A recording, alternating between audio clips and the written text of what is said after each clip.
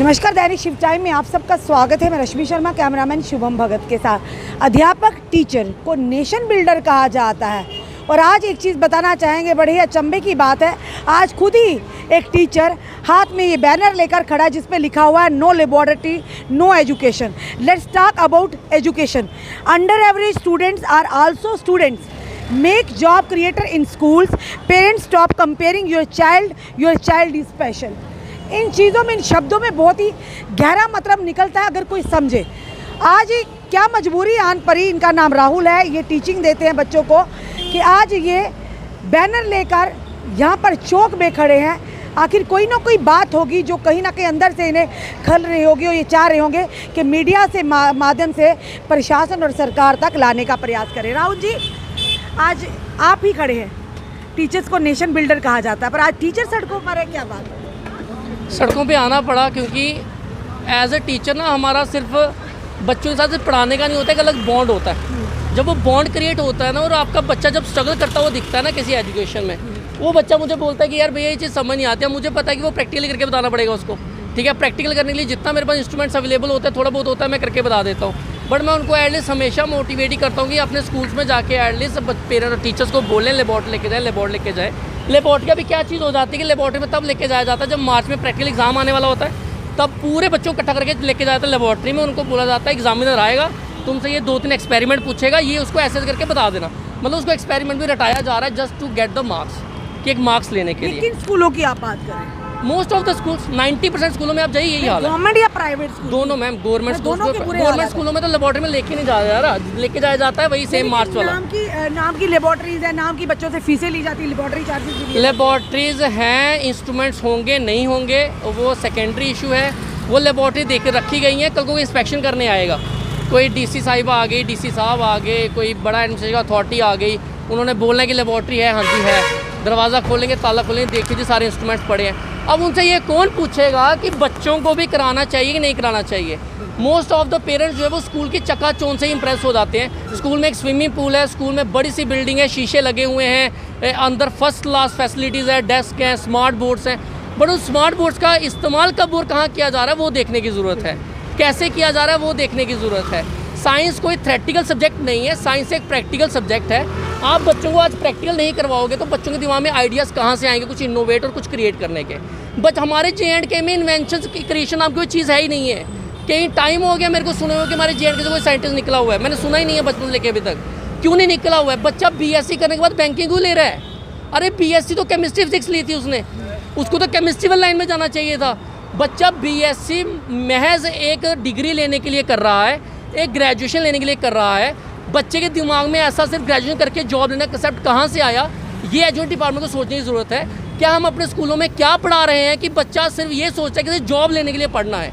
तो मैं बता दूं, जॉब लेने के लिए पढ़ाई नहीं होती, पढ़ाई ज़िंदगी चलाने के लिए होती है, नॉलेज गेन करने के लिए होती है। जानकारी होगी तो आप 4 चीज़ें एक्स्ट्रा कर पाओगे। बिना गवर्नमेंट के जॉब के भी आप अपनी ज़िंदगी ज़्यादा सक्सेसफुल बना पाओगे गवर्नमेंट जॉब से। ये आपने लिखा make job creator in school, क्योंकि स्कूल में रट्टा मरवा के ये बताया जाता है कि बेटा आपको एग्ज़ाम पास कैसे करना है, आपको एग्ज़ाम पास करना सिखाया जाता है। बड़े बड़े कोचिंग इंस्टीट्यूट्स में ये बताया जाता है कि नीट और JEE में क्वालिफाई कैसे करना है। बड़े बड़े स्कूलों में, बड़े बड़े इंस्टीट्यूट्स में ये बताया जाएगा बार बार, नीट ऐसे क्वालिफाई करना है, ऐसा ऐसा क्वेश्चन आएगा, ऐसा ऐसा सॉल्व कर देना, JEE में ऐसे ऐसे क्वालिफाई करना है। तरीका बताया जा रहा है एग्जाम्स पास करने का।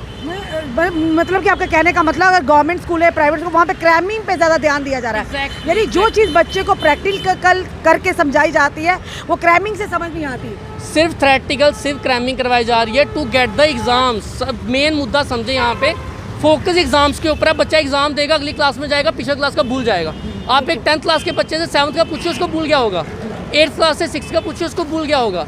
क्योंकि मैं बोल रही कौन सी एजुकेशन है जो भूलती जा रही है? इसके लिए थोड़ा ना पढ़ रहे हैं हम फर्स्ट क्लास लेके 10th क्लास तक इसलिए पढ़ते हैं कि हम हर एक छोटी छोटी सीढ़ी तय करके हम जिंदगी का ज्ञान प्राप्त करते हैं।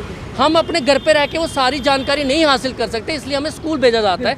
और स्कूल में जानकारी देने के बजाय हमें ये सिखाया जा रहा है कि एग्ज़ाम कैसे दिए जाते हैं, मार्च में एग्जाम्स होंगे उसमें मार्क्स कैसे लिए जाते हैं, हमें ये सिखाया जा रहा है। ये आपने लिखा, पेरेंट्स के लिए भी आपने एक मैसेज दिया, पेरेंट्स के लिए, stop comparing your child is special. कई बार ऐसा भी देखने को मिलता है, हर घर में देखता, जिसकी वजह से बच्चे भी डिप्रेशन में आते हैं, कहीं ना कहीं परेशानी का कारण बच्चों के आगे आता है। मैम मेरे पास कई सारे पेरेंट्स ऐसे आते हैं, मेरे साथ बोलते हैं कि सर इसके मार्क्स नहीं आ रहे, उसके जैसे नहीं आ रहे। मैं कहा मैम आप ये बोलो कि आपका बेटा का जितने मार्क्स आ रहे हैं क्या उतनी उसको जानकारी है?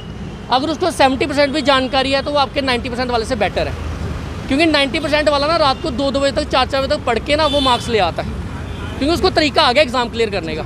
जो 70% वाला है ना वो घर आएगा, घर आके बैग छोड़ेगा, मम्मा के साथ थोड़ी हंसी मजाक करेगा, थोड़ा अंदर बाहर जाएगा, थोड़ी और मस्ती करेगा, थोड़ी और चीज़ों से इनोवेट करेगा, स्क्रू ड्राइवर लेके शुरू हो जाएगा चीज़ों को खोलने बंद करने।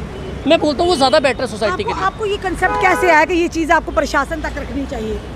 मैम क्योंकि मुझे लास्ट में हमेशा जानते कि आपके लाइफ में कोई प्रॉब्लम आए ना तो अपने आप से वाई पूछते जाइए, आपको उसका रूट कॉज पता चल जाएगा।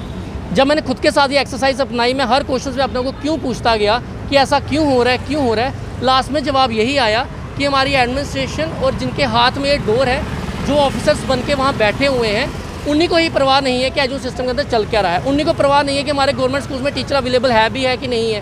कहीं टीचर्स की अटैचमेंट ही नहीं हुई है ट्रांसफ़र होने के बाद, कहीं टीचर्स की रिक्वायरमेंट भेजी गई है, रिक्वेस्ट भेजी गई है, बट उसके बावजूद भी आगे से कोई रिप्लाई नहीं आ रहा है। कई सारे स्कूलों में 500-600 की स्ट्रेंथ है लेकिन टीचर सिर्फ 4 हैं, क्लासेस 8 तक है, कमरे सिर्फ 3 हैं। तो ये सब चीज़ें कौन मॉनिटर कर रहा है, कौन देख रहा है? कोई देख रहा है तो उस पर कोई रिएक्शन तो बनता है प्रशासन एडमिनिस्ट्रेशन प्रशासन का ही बनता है, उन्हीं का ही बनता है। हम नहीं बाहर निकलेंगे, हम नहीं स्कूलों में जाके अपने बच्चों को देखें मेरा बच्चा क्या कर रहा है। हमने एक ट्रस्ट के साथ बच्चे को स्कूल में छोड़ा हुआ है, हम एक ट्रस्ट के साथ आपको फी दे रहे हैं और ये सोचेंगे हमारा बच्चा एक एजुकेटेड होकर बाहर पेरेंट्स को भी तो सामने आना चाहिए। पेरेंट्स जिम्मेदारी उनकी भी बनती है। पेरेंट्स कहाँ जिम्मेदारी होती है? पेरेंट्स इतने एजुकेटेड होते हैं ना तो वो घर पे पढ़ा लेते। टीचर का दायित्व भी यही होता है कि पेरेंट्स को समझाना, पेरेंट्स को पीटीएम बुला के अवेयर करना कि आप टेंशन मत लीजिए, आपके बेटे का 70% आया, आपका बच्चा बड़ा अच्छा है, आपका बच्चा और अच्छा कर सकता है। उल्टा पेरेंट्स को ये बताया जाता है कि आपका बच्चा तो नालायक है, 60% लेके आ गया। अब जब पेरेंट्स की बातें सुनाई जाती है पीटीएम में तो वो पेरेंट्स सारा अपना गुस्सा निकालता है अपने बच्चे पे। अब इसका पूरा कारण कहाँ आ रहा है? अगेन स्कूल आ रहा है, इसका अगेन पूरा कारण टीचर्स आ रहे हैं। आप पीटीएम में मुझे ये बताइए, आप पीटीएम में आप पेरेंट्स को बोलते हो आपका बच्चा नहीं पढ़ रहा, अरे यार नहीं पढ़ रहा तो किसने पढ़ाना है? किसकी जिम्मेदारी है? पेरेंट्स ना पढ़ाएंगे कर रहा, क्या वो अपना जॉब करिए पढ़ाने की तरफ? अगर पढ़ाना पेरेंट्स नहीं होता फिर आपको स्कूल में बच्चों को क्यों भेजते?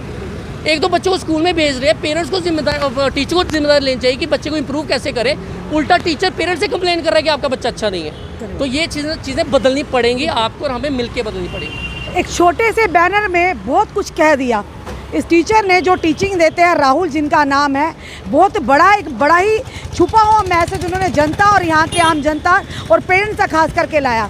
और जिस तरह से उन्होंने कहा कि आज के जो साफ तौर पर जो कंक्लूजन निकला है वो ये है कि प्राइवेट स्कूल हो चाहे हो गवर्नमेंट स्कूल, आजकल जो कि बेसिक चीज़ों के छोड़कर क्रैमिंग पर ज़्यादा बच्चों को ध्यान दिया जा रहा है, उन्हें उस तरह से पढ़ाया जा रहा है यानी कि बच्चों के माइंड में ये हो कि हमने पढ़कर सिर्फ जॉब लेनी है यानी नौकरी लेनी है, चाहे बेसिक उन्हें ना आता हो। तो इस तरह की चीज़ों पर कहीं ना कहीं माता पिता को जागरूक होना चाहिए और एडमिनिस्ट्रेशन का एक अहम रोल है, क्योंकि टीचर्स की बात करें, स्कूलों की बात करें, वो नेशन बिल्डर है, वही बच्चों को एक नई दिशा देने में काफ़ी यानी कि उनका योगदान रहता है। अगर इसी तरह की चीज़ें होती रही स्कूलों में तो आने वाले समय में पढ़ाई का, शिक्षा का सही मतलब है कहीं ना कहीं बच्चे उसमें समझ नहीं पाएंगे और कहीं ना कहीं यही कहेंगे कि उन्हें यही लगेगा कि रट्टा करके ही पढ़ना है और पढ़कर नौकरी लेनी है। अब ये कहेंगे कि ये वीडियो जनता जो भी हमें देख रही, जो राहुल जी ने जो तथ्य रखे हैं, जो पॉइंट्स रखे हैं, वो किस हद तक जनता इनसे सहमत है? अपने सुझाव ज़रूर दीजिए।